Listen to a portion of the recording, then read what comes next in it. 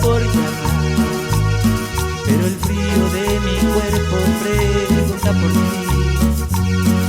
Quería saber qué tal te va sin mí, porque yo sin tu cariño no puedo vivir.